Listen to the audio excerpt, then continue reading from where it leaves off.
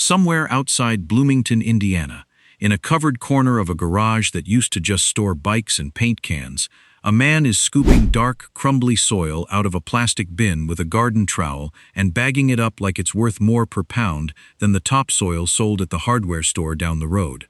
It is, by a wide margin.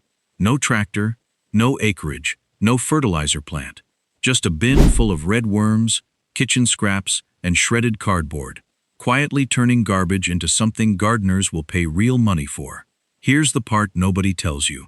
50 years ago, this wasn't a specialty product. This was ordinary backyard knowledge. Your grandfather, or somebody's grandfather, kept a worm bed behind the shed because that's simply how a serious home gardener fed their soil before a bag of blue chemical fertilizer showed up on every hardware store shelf and made the whole practice feel unnecessary. Then synthetic fertilizer got cheap, fast, and easy to measure out of a bag, and the slow, patient work of tending a worm bin quietly stopped making sense to most people. Not because it stopped working, because a shortcut showed up that was good enough for most gardeners most of the time, and good enough usually wins. Then, starting in the early 1970s, a slice of the country went looking for the old way again. The organic gardening movement, the back-to-the-land crowd, the entire generation that got nervous about spraying synthetic chemicals on the food they were growing for their own kids. They went digging for the practices their grandparents had quietly let go of. Worm bins were one of the first things they brought back, because nothing else feeds soil biology the way worm castings do.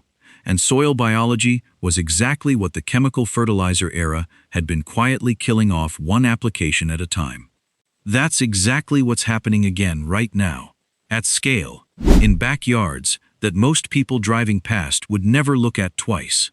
4 separate income streams live inside this one system, and every single one of them starts with the same bin of worms.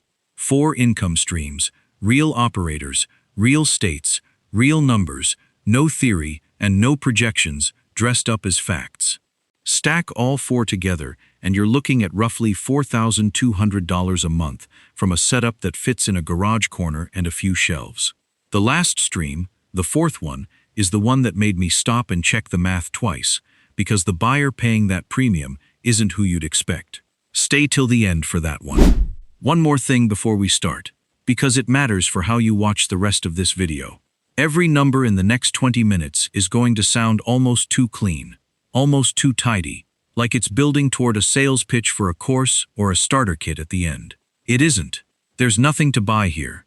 What you're about to see is simply what happens when a genuinely old, genuinely boring practice gets treated seriously as 4 separate products instead of one slow hobby. And the numbers hold up because the underlying biology has been reliable for millions of years, long before anyone thought to put a dollar figure next to it. Before Stream 1, do yourself a favor and hit subscribe. This channel pulls one forgotten backyard system out of storage every single week, with the real income numbers attached, not the fantasy version. Costs you nothing.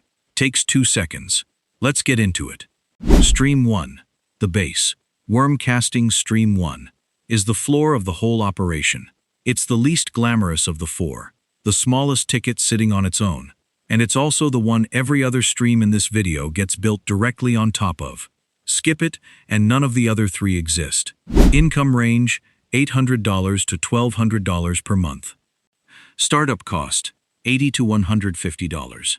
Time commitment, about 15 minutes a day. Worm castings, the polite term for what a red wiggler leaves behind after it eats its way through kitchen scraps and shredded cardboard, are the reason organic gardeners call this stuff black gold, and mean it literally. A tablespoon of finished castings will feed a houseplant for 2 months without burning a single root, something no synthetic fertilizer can claim, because castings release nutrients slowly and carry an entire living microbial ecosystem into the soil along with them, not just a jolt of nitrogen.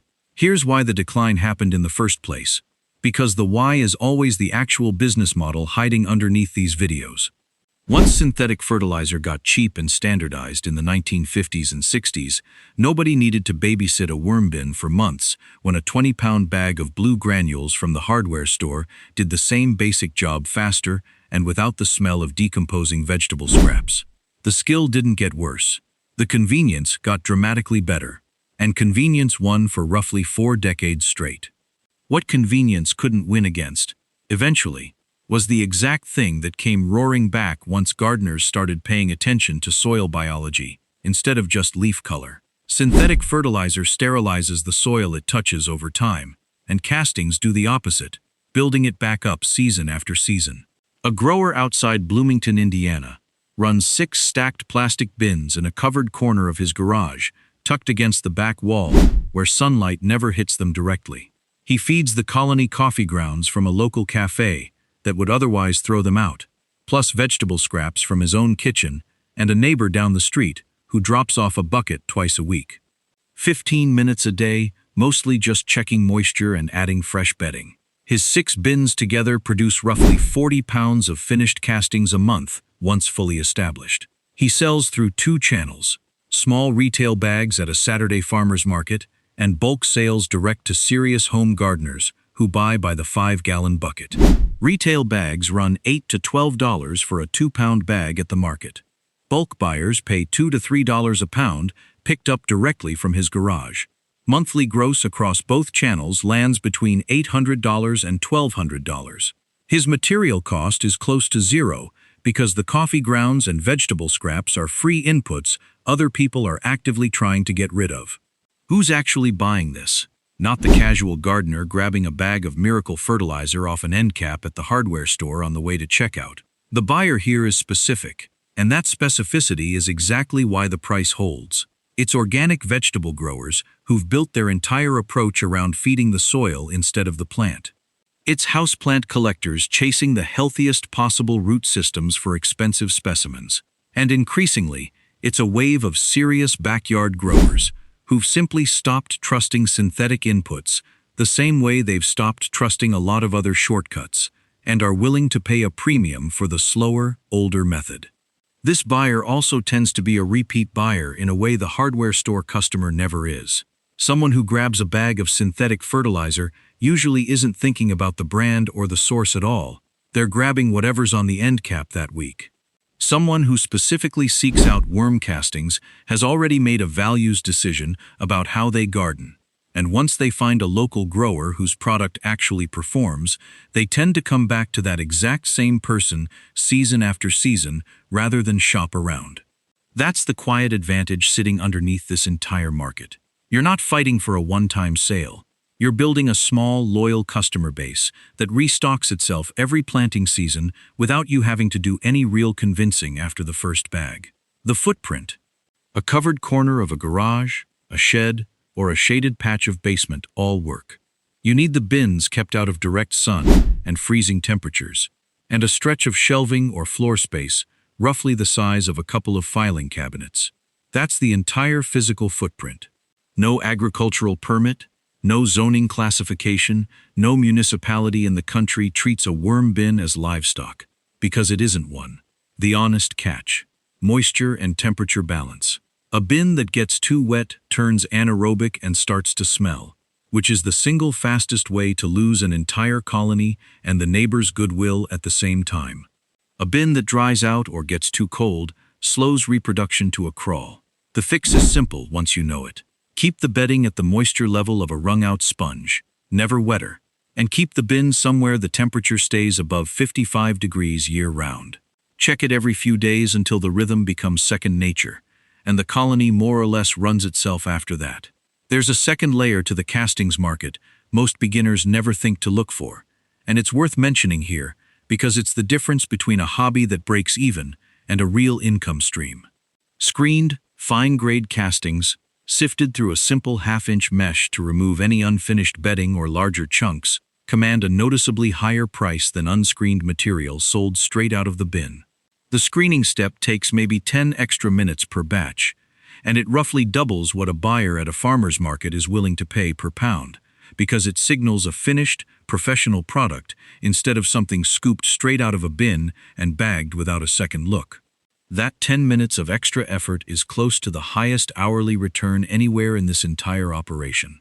And here's where Stream 1 quietly sets up Stream 2 without costing an extra dollar. A healthy worm colony doesn't just produce castings. It produces worms. and it produces them faster than most people expect once a bin is fully established. Most home vermicomposters let the population grow unchecked and never think to sell the surplus. That surplus is about to become the entire raw material for a second income stream sold to a completely different buyer. Stream 2, the surplus. Live breeding stock Stream 2 is where the byproduct of Stream 1, the worms themselves, turns into a standalone product with almost no additional cost because the colony was already reproducing whether anyone sold the surplus or not. Income range: $600 to $900 per month. Startup cost: near zero beyond what Stream 1 already required. Packaging time: about 20 minutes per order. Red wigglers double their population fast under good conditions, faster than almost anyone starting a bin for the first time expects. A colony that's fed consistently and kept at a good moisture and temperature balance can double in size every 2 to 3 months, which means a well-run bin very quickly produces far more worms than any single operation needs to process its own kitchen scraps. Most vermicomposters just let that surplus population sit there, crowding the bin, and never think to separate it out and sell it. Here's the decline story behind this one, and it's a shorter one than the others. 50 years ago, buying starter worms for a home compost bin meant driving to a bait shop or mail ordering from a small classified ad in the back of a gardening magazine, then waiting weeks for a package to show up. Once large-scale worm farms and online marketplaces consolidated the supply chain in the 2000s, most small backyard operators stopped thinking of their own surplus as sellable at all, assuming the market was already locked up tight by bigger operations running thousands of pounds a month. It isn't, and the reason it isn't comes down to something no large operation can easily fix. Shipping live animals through the mail is genuinely risky, and a buyer who's already nervous about starting their first bin doesn't want their very first batch of worms arriving half dead in a box that sat on a delivery truck through a heat wave. Local buyers, the ones starting their very first bin, overwhelmingly prefer a nearby seller they can pick up from directly, over a national supplier shipping worms through the mail in a box that sometimes arrives in rough shape after 2 or 3 days in transit. That local preference is exactly why this stream stays open to small backyard operators, even in places where a big commercial worm farm technically exists within driving distance. The commercial farm is built to sell in bulk, hundreds or thousands of worms at a time, to other commercial operations. It has almost no interest in packaging up 200 worms for a first-time hobbyist and answering that hobbyist's questions about bin setup over a phone call. That gap, the small, patient, first-timer-friendly sale, is where a backyard seller quietly owns the entire local market without ever competing head-to-head with a bigger supplier. A seller in the Bloomington operation from Stream 1 splits off a portion of his surplus population every 6 to 8 weeks into small starter cultures of roughly 200 worms each, sold specifically to people beginning their own vermicomposting setup for the first time. He lists these locally through a gardening forum and a community marketplace app, priced at $25 to $35 per starter culture, and typically moves 18 to 25 cultures a month, once word of mouth built up over the first season.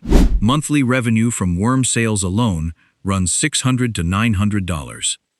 His only real cost is a small paper bag of bedding material, included with each order, worth pennies. Who's buying?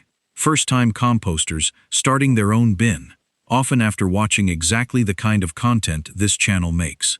Fishing bait buyers looking for a reliable local source instead of the thin, farm-raised worms sold at a gas station bait cooler. And a smaller but steady group of reptile and chicken keepers who use live worms as a protein-rich supplemental feed. None of these buyers need a large quantity.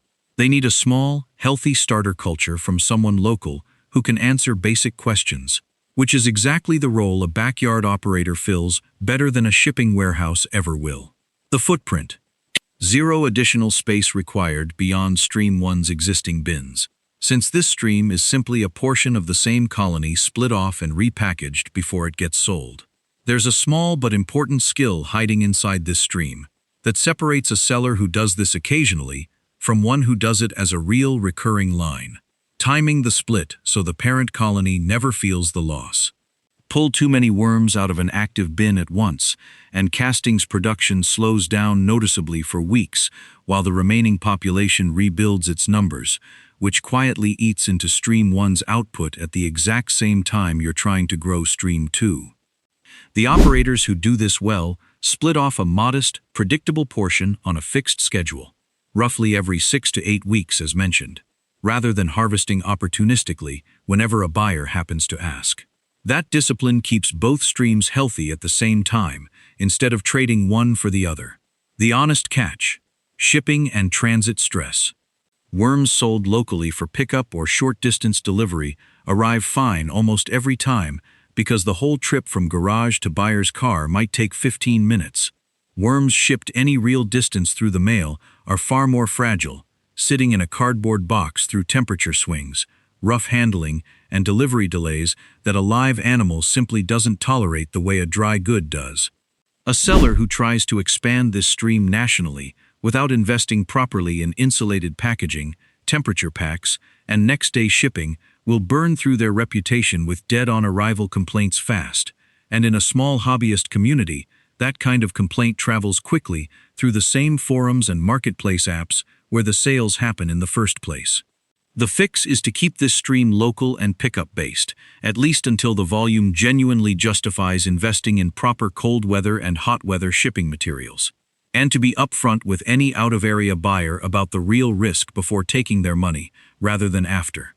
And the worm tea, the liquid runoff that collects at the bottom of every active bin from both Stream 1 and Stream 2 combined, is about to become the raw material for a third product most vermicomposters throw straight down the drain without a second thought. Stream 3, the liquid worm tea concentrate. Stream 3 turns something most home composters treat as drainage into a bottled product with one of the best margins in the entire operation, because the raw material was already being produced for free by Streams 1 and 2. Income range: $600 to $900 per month.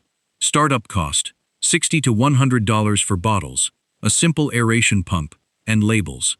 Batch time: under an hour of active work per week. Worm tea, sometimes called leachate when it's collected passively, and compost tea when it's actively brewed with aeration, is the nutrient-rich liquid that drains out of a healthy worm bin or gets steeped from finished castings, soaked in water, and actively aerated for a day or two. Diluted correctly, it's a fast-acting liquid fertilizer that gardeners pour directly onto soil or spray onto leaves for a quick nutrient boost between regular feedings. It's not a replacement for castings. It's the fast, liquid companion product sold to the same buyer who's already using them. The decline story here runs parallel to Stream 1's, and it's worth spelling out because it explains exactly why the current comeback is happening now instead of 10 years ago. Liquid fish emulsion and synthetic liquid feed took over the quick boost fertilizer market once they became cheap and shelf-stable in the post-war decades, sold in a bottle with a measuring cap instead of requiring anyone to run an aquarium pump in a bucket for a full day. Homemade compost tea, brewed the slow way, quietly fell out of common practice outside of serious organic growing circles, treated as an eccentric extra step rather than a real product. It never fully disappeared from those circles, though, and demand for it has grown noticeably over roughly the last decade as more home gardeners started paying attention to runoff and groundwater contamination from synthetic quick-feed products, and started looking specifically for a fast-acting option that wouldn't undo the slower soil-building work they were already doing with castings. The Bloomington operation runs a simple aerated brewer built from a 5-gallon bucket and an aquarium air pump, steeping a batch of finished castings in dechlorinated water for 24 hours with constant aeration to keep the microbial life active and alive. One batch fills roughly 15 16-ounce bottles once diluted down to a usable concentrate.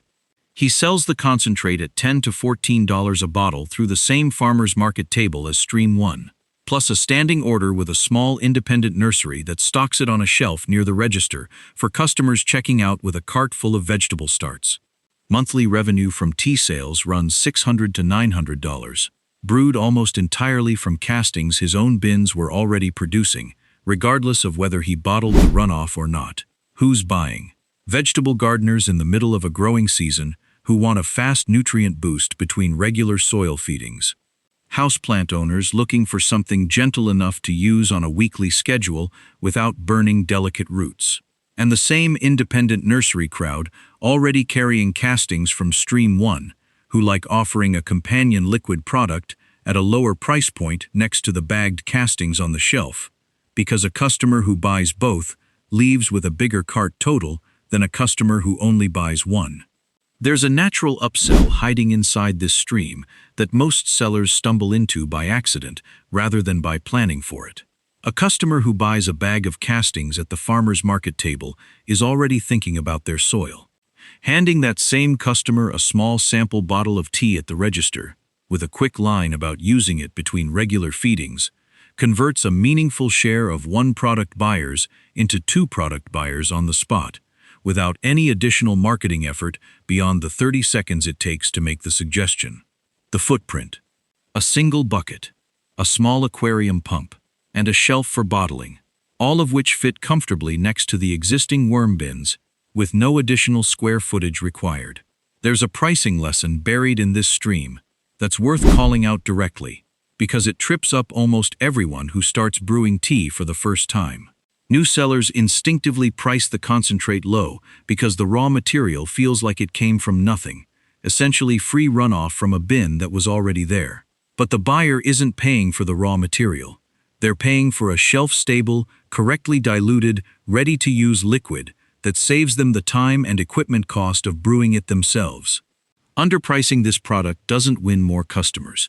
It just signals that the seller doesn't understand what they're actually selling, and it trains buyers to expect a bargain bin price on a product that deserves a specialty shelf price. The honest catch: shelf life and dilution instructions.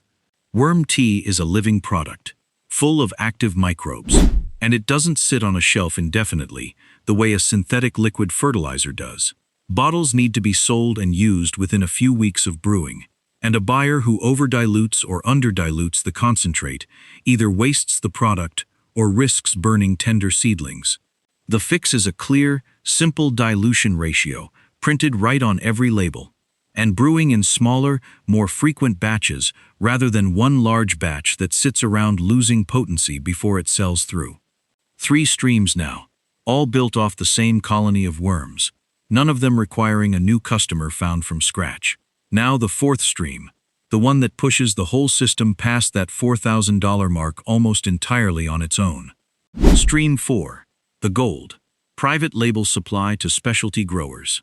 Stream 4 is where the per-pound price stops looking like a farmer's market side hustle and starts looking like a genuine specialty supply contract. And it's the stream that made me want to check this math twice before putting income range: $900 to $1,300 per month. Startup cost: $50 to $100 for private label packaging and a basic wholesale order sheet. Lead time: 2 to 3 weeks per fulfilled order. Here's the mistake almost every backyard vermicomposter makes, the same mistake that shows up in nearly every trade this channel has ever covered. They sell one bag at a time to one gardener at a time at a farmer's market, and then they wonder why the income ceiling never seems to move no matter how many extra bins they add, or how early they show up to claim a good table spot. Adding more bins under this model just means more Saturday mornings spent standing behind a folding table hoping enough people walk by, which is a real cap on how far the operation can grow no matter how good the product gets. The real money in a product like this isn't the individual retail buyer showing up once with cash in hand. It's the single buyer who orders 40 pounds a month, every single month, on a standing arrangement, without you ever having to stand behind a folding table to find them again after that first conversation. Private label wholesale means an independent nursery, a boutique orchid grower, or a specialty indoor grow operation buys castings and concentrate in bulk directly from you, sometimes under their own branded label, and resells or uses it as part of their own premium product line. You're not managing a market table for 4 hours every Saturday. You're filling one recurring order, once a month, from a buyer who already understands exactly what castings are worth and doesn't need convincing. Here's the number that changes the shape of this entire operation once you see it clearly. A standard bag of castings sells for $2 to $3 a pound at the retail level in Stream 1. A high-end indoor grow operation running orchids, bonsai, or specialty ornamentals, the kind of grower who treats soil biology like a science experiment because a single plant in their collection might be worth hundreds of dollars, will pay $4 to $6 a pound for verified, consistently sourced castings from a grower they trust, because a few extra dollars of premium soil input is nothing compared to protecting a crop worth far more. That buyer isn't comparing your price to the bag at the hardware store. They're comparing the cost of losing a valuable plant to the cost of feeding it properly. An operator in the Bloomington system picked up his first specialty wholesale account by bringing a sample bag directly to a boutique orchid nursery 2 towns over and asking one simple question: do you have a reliable local supplier for verified organic castings? The nursery didn't. He now supplies that nursery with 40 pounds of castings and a dozen bottles of concentrate every month, private labeled under the nursery's own branding, plus a second account with a small indoor grow supply shop that caters to serious houseplant collectors. Combined wholesale revenue from both accounts runs $900 to $1,300 a month, invoiced once per account, filled from bins that were already producing the material regardless of who the final buyer turned out to be. Who's buying at this level? Boutique nurseries that want a verified organic input they can put their own name behind with confidence. Specialty indoor growers, orchid keepers, and bonsai collectors who treat soil as a genuine variable worth optimizing, not an afterthought. And a smaller but growing segment of urban microgreen and houseplant subscription services who want a consistent local supplier instead of a national brand shipped in from 3 states away. The footprint: no additional space required beyond what streams 1 through 3 are already using. This is purely a sales channel shift rather than a production shift, which is exactly why it's the highest leverage move available anywhere in this entire system. Here's the part that surprises almost everyone the first time they try to open one of these accounts. The hardest part isn't convincing the buyer the product is good. It's simply showing up in person with a sample, instead of sending an email that gets buried in an inbox and never opened. A specialty nursery owner gets cold emails from suppliers constantly and ignores nearly all of them. The same owner remembers the person who walked in with a small labeled sample bag, answered 2 or 3 direct questions about the feed inputs, and left a card without pushing for a decision on the spot. That one visit, repeated at 2 or 3 target businesses instead of blasted out to 20 strangers, is worth more than any amount of online marketing this stream could ever justify spending money on. The honest catch: consistency and quality documentation. A specialty buyer paying a premium price expects the castings to test consistently the same way, batch after batch, without surprises. A supplier who can't speak confidently to basic quality markers, moisture content, particle size, the absence of contaminants like plastic fragments from bedding material, will lose that account the very first time a batch looks or smells noticeably different than the last one, and won't get a second chance to explain why. This is a harder standard than anything the farmers market crowd expects, and it's exactly why the price per pound is so much higher here than anywhere else in this operation. The fix is simple discipline rather than anything expensive or technical. Keep the feed inputs consistent from batch to batch instead of improvising with whatever scraps happen to be available that week.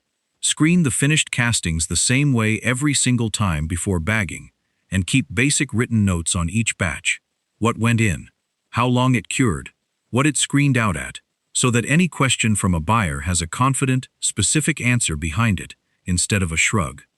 Now let's add it all up honestly, the way this channel always does before closing out a video. Because a stack of numbers with nothing tying them together isn't a system, it's just 4 separate hobbies happening to run at the same time. Castings sold retail and bulk, $800 to $1,200.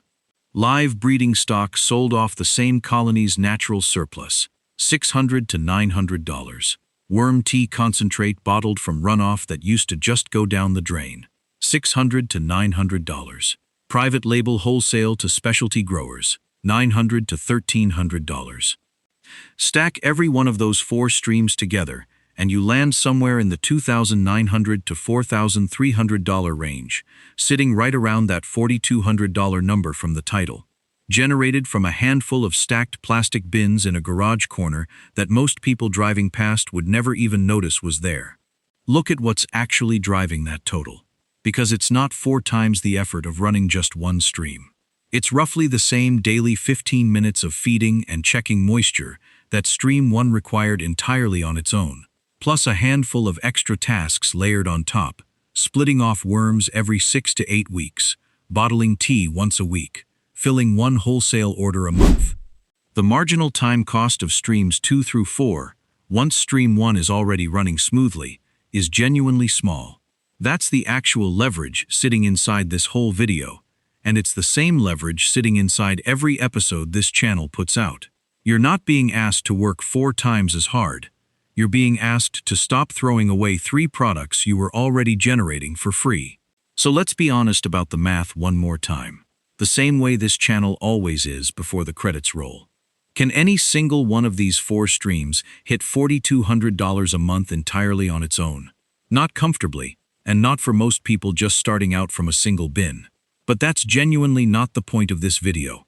And it never actually is with a stack built like this one. Here's the part that ties all 4 streams together. The same underlying principle running through every single trade this channel has ever covered. Nothing here goes to waste at any point in the process. The surplus population from the exact same colony producing castings in stream 1 becomes the entire product in stream 2. The runoff that colony would otherwise send straight down a drain becomes the bottled concentrate in stream 3. And the exact same castings sold by the bag at a farmer's market table become a premium wholesale product the moment they're sold to a buyer who understands what they're actually worth. 1 system, 1 colony of worms, 4 completely different customers, each willingly paying a completely different price for their own version of essentially the same soil. That's the quiet secret sitting underneath almost every backyard system that actually works long-term. The same secret running through every episode of this channel. It's never really 4 separate businesses stacked together. It's 1 small, carefully tended system with 4 different doors built into it. And a slow month coming through one door gets quietly covered by a strong month coming through another. Farmers markets slow through a rainy stretch in spring.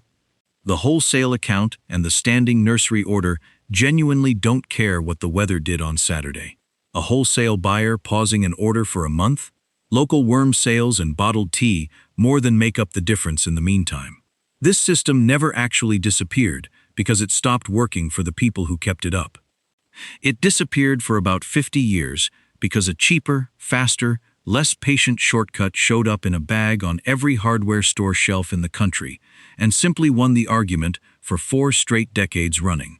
Nobody sat down in 1955 and decided worm castings were inferior. They just discovered that a bag of granules did most of the job with none of the daily attention, and for a generation raising kids and working full-time jobs, none of the daily attention sounded like exactly the right trade to make. It made sense at the time. It still makes sense for plenty of gardeners today who genuinely don't have 15 spare minutes to check on a bin. What's different now, and what's actually driving this entire comeback, is that a growing number of buyers have started caring less about convenience and more about what's actually happening underneath their soil.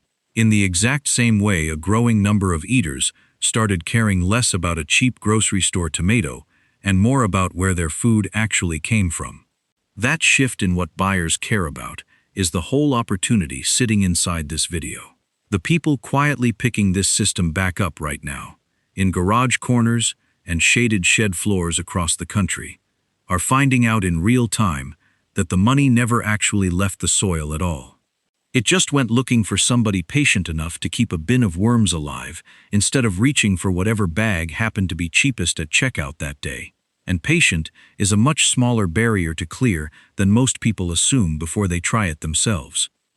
If you're sitting there right now thinking this genuinely sounds good, but you honestly don't know where to start, don't try to stand up all 4 streams at once in month 1.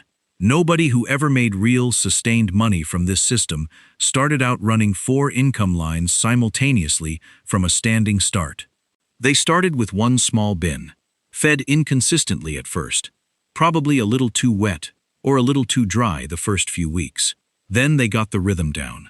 Then a neighbor asked what that smell coming from the garage actually was, and it turned out not to be a bad smell at all, just an unfamiliar one. That first small sale to a curious neighbor is the one that actually matters most in the whole story, because it's the one moment that quietly turns a garage corner from just a garage corner into a working system. Start the first bin. Feed it consistently. Sell the first bag to whoever asks. The rest of this entire stack builds itself naturally from there, one bin at a time, the exact same patient way it always has, going all the way back 50 years to the last time this system was considered completely ordinary backyard knowledge. And if you're weighing which of the 4 streams to start with, the honest answer is almost always stream 1, even though it's the smallest number on the page.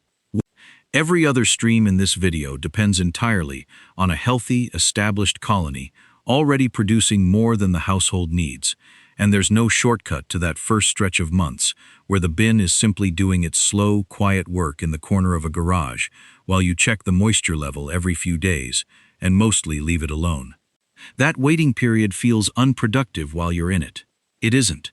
It's the exact same waiting period every single operator running this system at $4,000 a month once sat through themselves, with no guarantee at the time that it would ever add up to anything.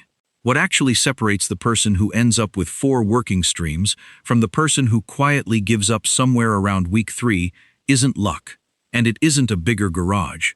It's whether they kept feeding the bin on the boring weeks, the ones with no sale, no inquiry, nothing happening that felt like progress. The colony doesn't know the difference between a week you're excited about it and a week you almost forgot it was there. It just keeps eating, keeps reproducing, and keeps turning garbage into something worth money, on its own schedule, whether anyone's paying attention or not. Your only job is to keep showing up until the math in this video stops sounding like theory and starts sounding like your own bank statement. If this is the kind of video you want more of, go ahead and subscribe right now, because next week this channel pulls another one of these forgotten backyard systems back out of storage. Real places, real numbers attached to every claim, and no fluff padding out the runtime in between.